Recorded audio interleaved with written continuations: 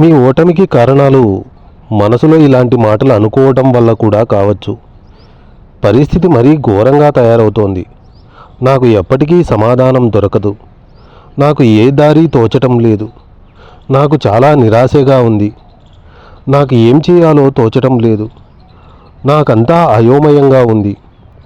ఇటువంటి మాటలను ఉపయోగించినప్పుడు మీకు మీ అంతర్గత మనసు నుంచి ఎటువంటి సమాధానము, సహకారము లభించదు. కదం తొక్కే ఒక సైనికుడిలా మీరు ముందుకి పోరు, వెనక్కి తగ్గరు. ఇంకోలా చెప్పాలంటే మీరు ఎక్కడికి చేరుకోరు.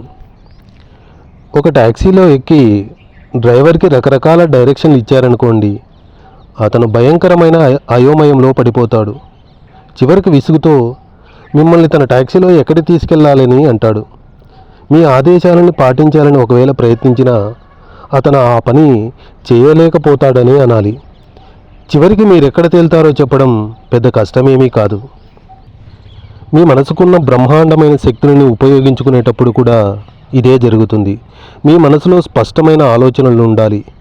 దీని నుంచి బయటపడేందుకు మార్గం ఉందని మీరు ఖచ్చితంగా తెలుసుకోవాలి. ఉదాహరణకి అనారోగ్యంతో బాధపడుతున్నప్పుడు ఆ పీడించే సమస్యకి పరిష్కారం కోసం మీ అంతర్గత మనసులో ఉన్న నయం చేసే శక్తులను మీరు ఆశ్రయించాలి.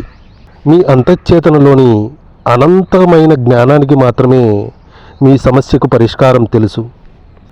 క్రమశిక్షణతో కూడిన శాస్త్రీయమైన ఊహాశక్తి ద్వారా మీ అంతఃచేతన నుంచే స్వస్థత పొందటం ఒక అద్భుతమైన మార్గం. మన మనస్సే శరీరాన్ని నిర్మించే వాస్తుశిల్పి, నిర్మాత. అది మీ శరీరంలోని అంగాలకు సంబంధించిన ముఖ్యమైన కార్యాలన్నిటినీ నియంత్రిస్తుంది. ప్రార్థన ద్వారా నమ్మకంతో మీరేమడిగినా అది మీకు దొరుకుతుంది. నమ్మటం అంటే దేన్నైనా నిజమని స్వీకరించటం, అదే మీరుగా అనుకొని ఆ స్థితిలో జీవించటం. మీరు ఈ మనస్థితిని పోగొట్టుకోకుండా ఉంటే మీ ప్రార్థనలకి సమాధానం దొరికితే కలిగే ఆనందం మీ సొంతం అవుతుంది. ప్రార్థన ఫలించాలంటే ముఖ్యంగా 3 విషయాలు అవసరం. 1. సమస్యను అంగీకరించండి. 2.